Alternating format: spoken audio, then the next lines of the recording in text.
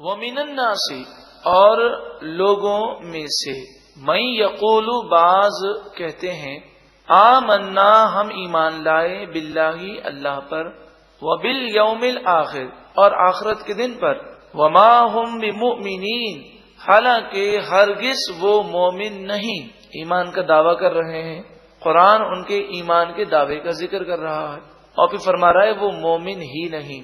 اس کی وجہ کیا تھی؟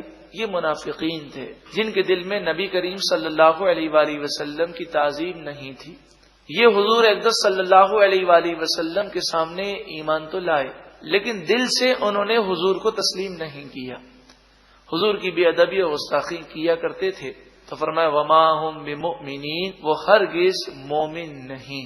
یخادعون اللہ، وہ اللہ کو دھوکہ دینے کی کوشش کرتے ہیں. والذین آمنوا، اور ایمان والوں کو دھوکہ دینے کی کوشش کرتے ہیں. حقیقت میں تو یہ ہے کہ وہ رسول اللہ صلی اللہ علیہ وآلہ وسلم کو دھوکہ دینے کی کوشش کرتے تھے، لیکن قرآن نے فرمایا یخادعون اللہ، وہ اللہ کو دھوکہ دینے کی کوشش کرتے ہیں. اس کی وجہ یہ ہے کہ رسول اللہ صلی اللہ علیہ وآلہ وسلم اللہ کے بھیجے ہوئے ہیں، اور رسول اللہ صلی اللہ علیہ وآلہ وسلم کی بے ادبی کرنا در حقیقت اللہ کی بے ادبی کرنا ہے، اور حضور کو دھوکہ دینے کی کوشش کرنا در حقیقت اللہ کو دھوکہ دینے کی کوشش کرنا ہے. اور مومنوں کو اس طرح دھوکہ دیتے کہ اپنے مسلمان ہونے کا دعویٰ کرتے، ان کے سامنے نماز پڑھتے، ان کے سامنے قرآن پڑھتے، ان کے سامنے جہاد میں شریک ہوتے، لیکن دل سے وہ حضور پر ایمان نہیں لائے تھے. وما یخدعون، وہ دھوکہ نہیں دیتے الا انفسہم، مگر اپنی ہی جانوں کو خود اپنے آپ کو وہ دھوکہ دے رہے ہیں.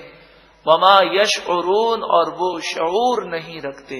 فی قلوبہم، ان کے دلوں میں مرض، بیماری ہے، نفاق کی بیماری ہے، حضور صلی اللہ علیہ وآلہ وسلم سے حسد کی بیماری ہے. تو نبی کریم صلی اللہ علیہ وآلہ وسلم کے مقام و مرتبے سے وہ جلتے تھے. تو فرمایا فزادہم اللہ مرضا، اللہ نے ان کی بیماری کو اور بڑھا دیا. اس کو سمجھنے سے پہلے یوں سمجھیں کہ اگر کوئی کسی سے جلتا ہو، حسد کرتا ہو، تو اس کا مقام جس قدر بلند ہوگا اس کے حسد میں کیا ہوگا؟ اضافہ ہوگا. تو ان کے دل میں بغض رسالت کا مرض تھا، ان کے دل میں حضور کا حسد تھا. اللہ تبارک و تعالی نے قرآن کی کئی آیتیں حضور کی فضیلت میں، حضور کی بلندی میں اور حضور کے مقام و مرتبے کو بیان کرنے کے لیے نازل فرمائی. جیسے جیسے آیات نازل ہوتی ان کا حسد اور ان کا مرض اور بڑھ جاتا. وَلَهُمْ، اور ان کے لیے عذاب علیم، علیم کے معنی دردناک عذاب ہے. بما کانوا، اس وجہ سے کہ وہ یکذبون، کذب، جھوٹ، اس وجہ سے کہ وہ جھوٹ بولا کرتے تھے. تو جھوٹ کی یہ نحوست ہے کہ ان کے لیے دردناک عذاب ہے. منافقین ایمان لانے کا دعویٰ کرتے لیکن وہ جھوٹے تھے. مومنین کو بھی چاہیے کہ وہ جھوٹ سے بچیں. حدیث پاک میں فرمایا کہ جھوٹ انسان کو ہلاک کر دیتا ہے اور سچ انسان کو نجات دینے والا ہے.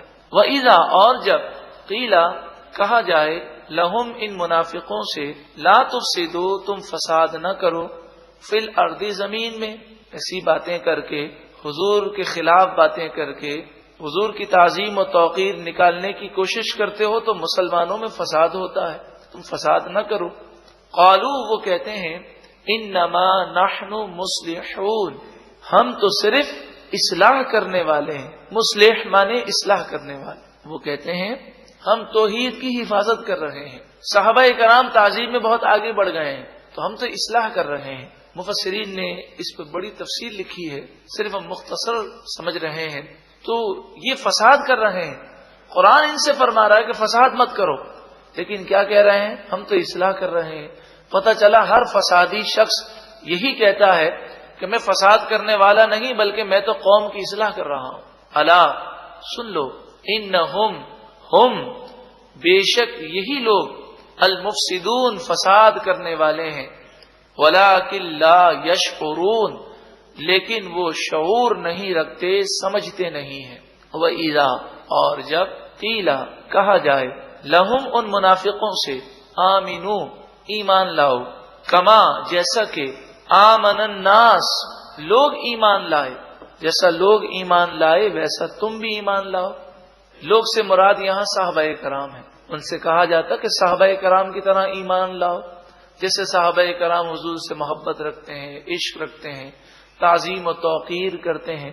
قالو وہ کہتے انؤمن کیا ہم ایمان لائیں، کما جیسا کہ آمن السفہاء بے وقوف لوگ ایمان لائے، یعنی صحابہ کرام کو عشق و محبت کو تعظیم و توقیر کو وہ بے وقوفی قرار دیتے، کیا ہم ان بے وقوفوں کی طرح ایمان لائیں؟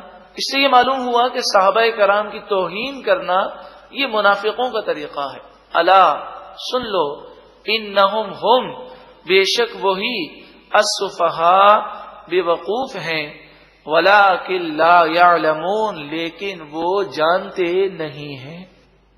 وَإِذَا اور جب لَقُوا الَّذِينَ آمَنُوا لقو کے معنی ملاقات کریں، اور جب وہ ایمان والوں سے ملاقات کرتے ہیں قالوا وہ کہتے ہیں آمنا ہم ایمان لائے، وَإِذَا اور جب خلو وہ جدا ہوتے ہیں، خلوت میں ہوتے ہیں، خلو خلوت سے یاد رکھیں، جب وہ خلوت میں ہوتے ہیں جدا ہوتے ہیں، الی شیاطینہم اپنے شیطانوں کے پاس، یہاں شیاطین سے مراد وہ منافقوں کے سردار ہیں جن کے عقیدے درست نہیں ہیں، ان کے پاس اپنے سرداروں کے پاس ہوتے ہیں، قالو وہ کہتے ہیں انا معکم بے شک ہم تمہارے ساتھ ہیں، انما نحن مستہزئون ہم تو صرف مذاق کرتے ہیں، مسلمانوں کا مذاق اڑاتے ہیں، انہیں بے وقوف بناتے ہیں۔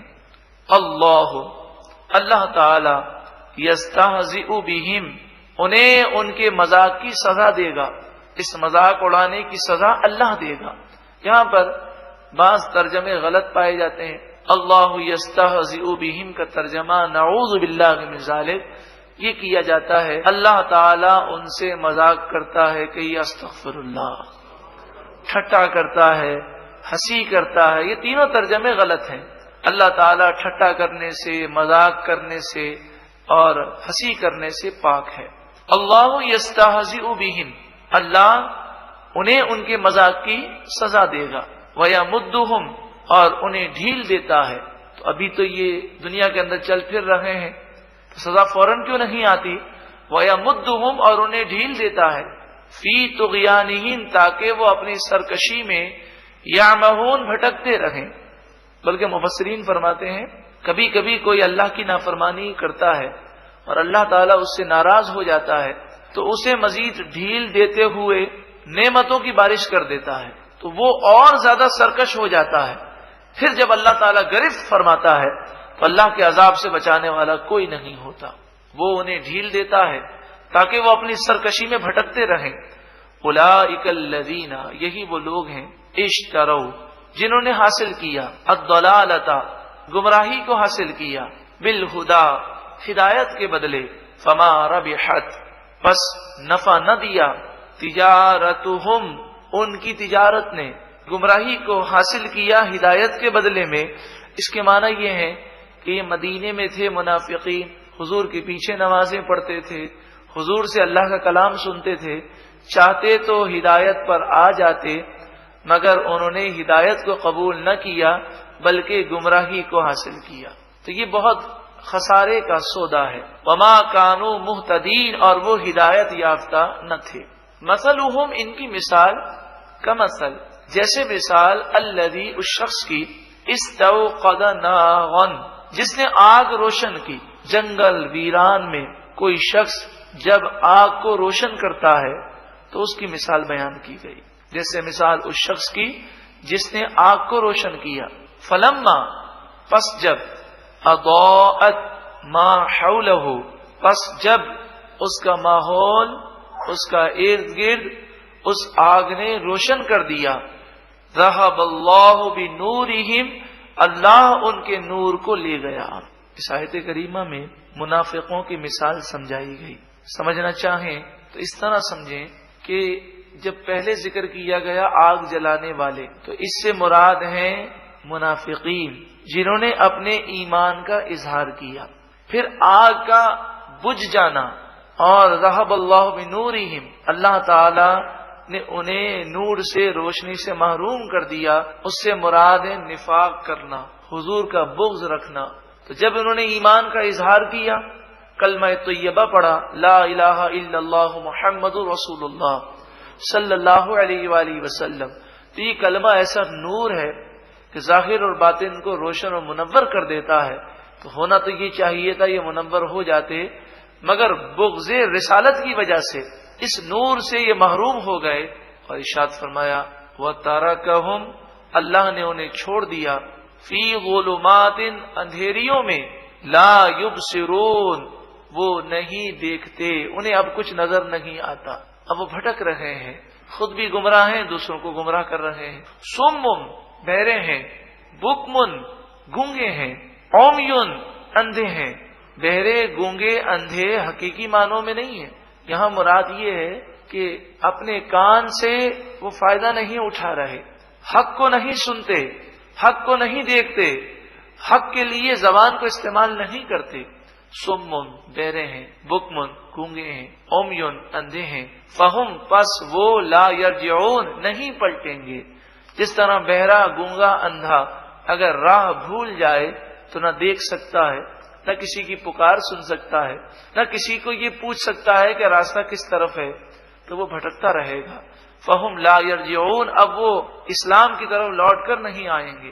او یا کصیب، جیسے مثال صیب کی، صیب تیز بارش، من السماء، آسمان سے، فیہ، جس میں، ظلمات، اندھیریاں ہیں، ورعد، اور کڑک ہے، وبرق، اور بجلی ہے۔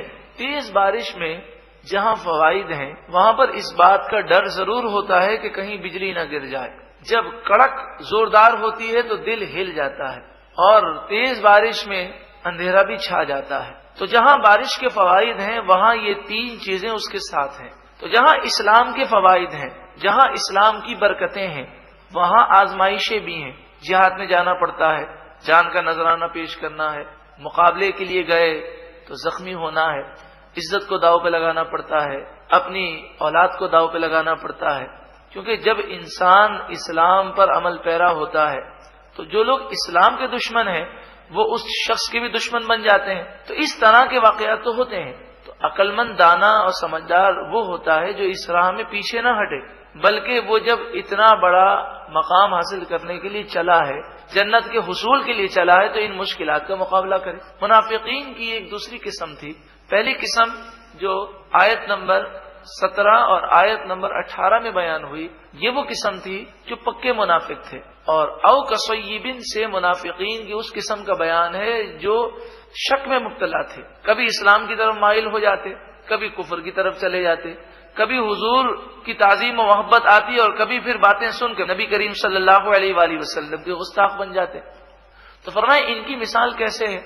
ان کی مثال ایسے ہے کہ جب تیز بارش ہوتی ہے تو اس میں مشکلات بھی آتی ہیں، تو وہ آزمائشیں دیکھ کر اسلام سے یہ لوگ منحرف ہو جاتے ہیں، اور جب انہیں اسلام کا فائدہ ملتا ہے تو بڑے خوش ہوتے ہیں۔ اس کی مزید تشریح اور تفسیر آگے کی گئی۔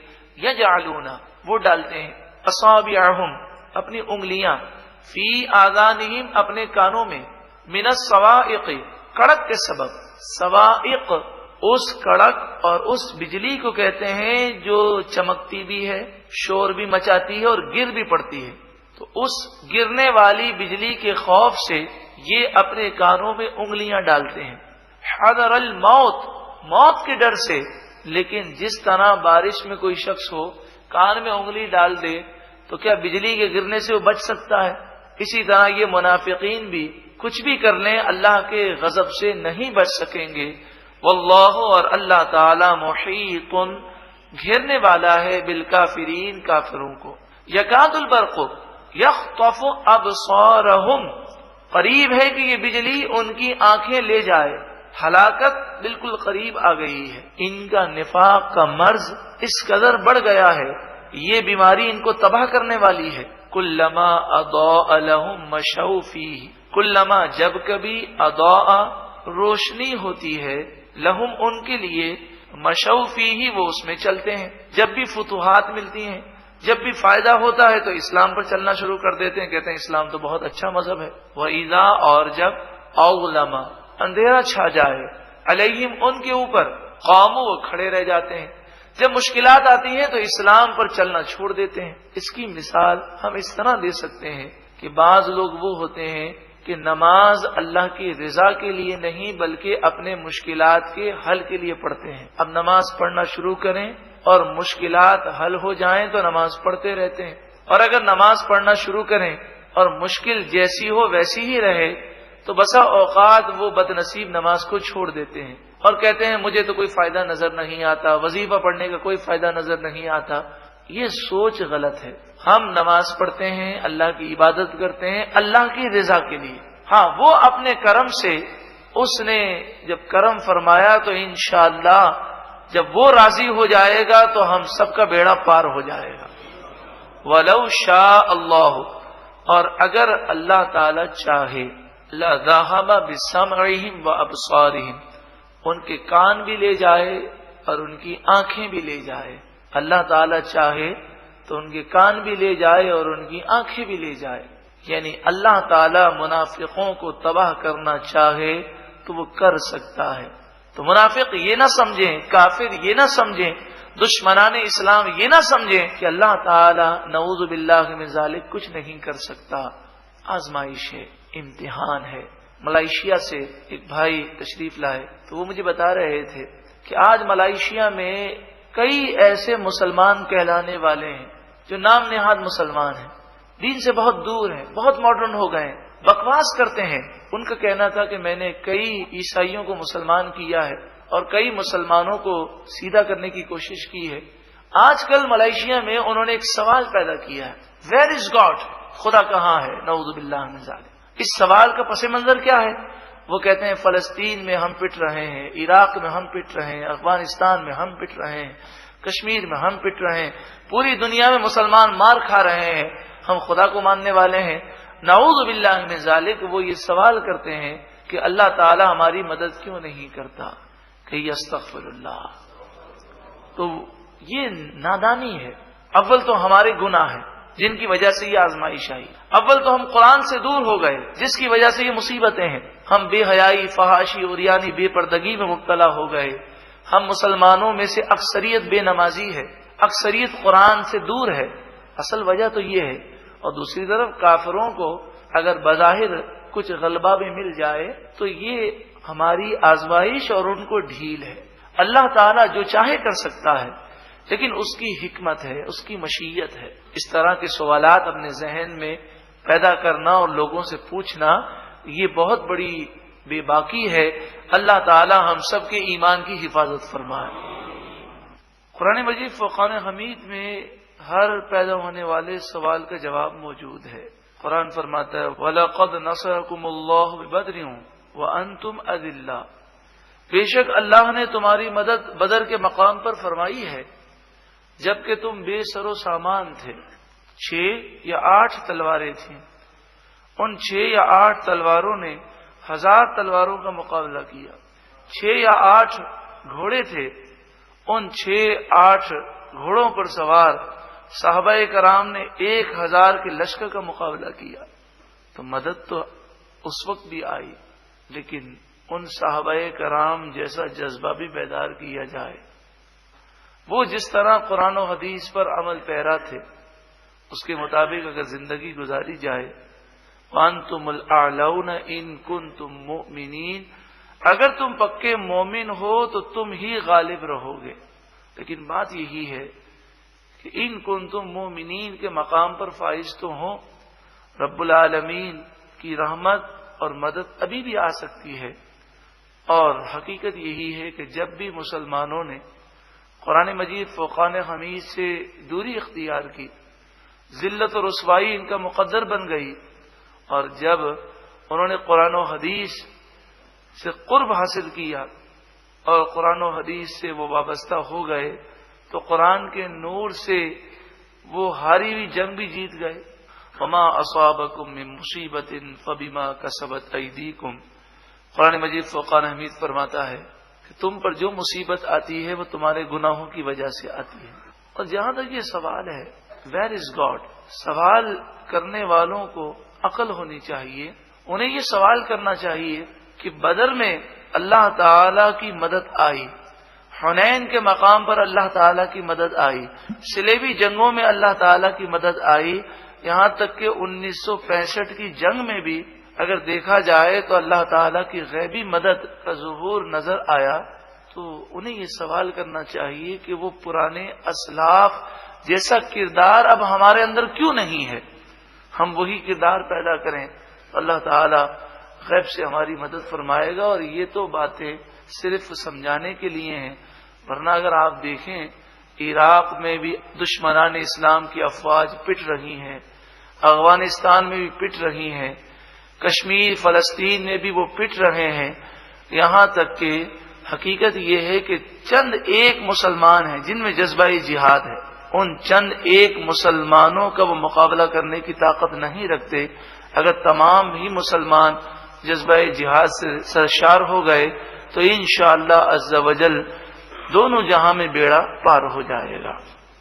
اور یہ بات بھی عرض کروں کہ یہودی ہو یا عیسائی ہو، چاہے ہندو ہو، ہر شخص اللہ تعالی کی قدرت و طاقت کو تسلیم کرتا ہے۔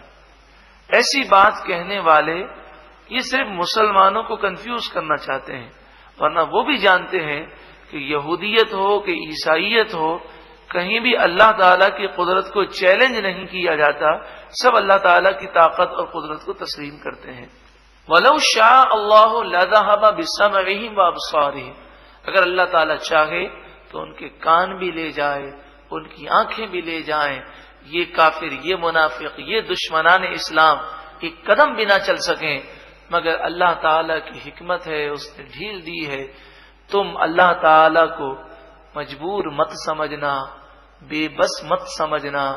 ان اللہ علی کل شیء قدیر، بے شک اللہ ہر چاہت پر قادر ہے، وہ جو چاہے کر سکتا ہے۔ وہ رب العالمین جب ابابیل جیسے معمولی چھوٹے پرندوں سے وقت کی سپر پاور کو پھوسا بنا سکتا ہے تو وہ چاہے تو امریکہ اور جو بھی حکومتیں اگر اسلام کے خلاف کھڑی ہوں تو وہ چاہے تو سب کچھ کر سکتا ہے۔ بات یہ ہے کہ ہمارا امتحان ہے، ہم کب خواب غفلت سے اٹھیں گے، کب ہم قرآن کی طرف آئیں گے۔ یہی پیغام ہے، یہی عزم ہے، یہی سوچ ہے کہ ہم قرآن سے محبت کرنے والے حقیقی بن جائیں، قرآن کو سمجھیں، قرآن کی دعوت عام کریں۔ بزرگوں نے تو یہ فرمایا، روایتوں میں آتا ہے پورا ایک رکوع قرآن کا سمجھ کر ختم کرنا پورا قرآن ناظرہ بغیر سمجھے پڑھنے سے زیادہ افضل و اعلیٰ ہے۔ تو اللہ تعالیٰ کا ہم شکر ادا کرتے ہیں، اللہ تبارک و تعالی ہمیں قرآن مجید فرقان حمید کے نور سے ہمارے قلوب کو منور فرمائے۔